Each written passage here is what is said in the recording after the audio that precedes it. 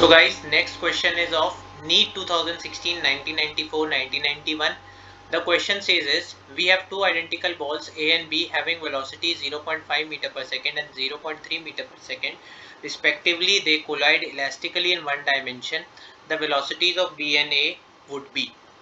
तो guys, हम लोगों को इतना पता है कि अगर यहाँ पर हमारे पास दो masses हैं A और B, that is having same mass, A और B का मास सेम है और इनकी वेलोसिटीज, इनिशियल वेलोसिटी क्या है 0.5 मीटर पर सेकेंड ए वाले की और माइनस 0.3 मीटर पर सेकेंड बी वाले की, और ये कोलाइड करती हैं और फिर ए कुछ वेलोसिटी से जाएगा और बी कुछ वेलोसिटी से जाएगा।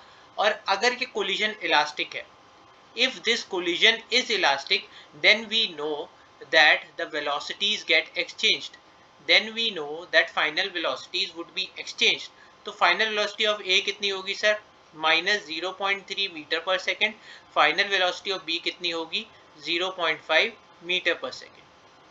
Okay, so correct answer for this is A की velocity, the velocities of B and A पूछा है, तो B की वेलोसिटी क्या है 5 मीटर पर सेकेंड और A की वेलोसिटी क्या है 0.3 मीटर पर सेकेंड.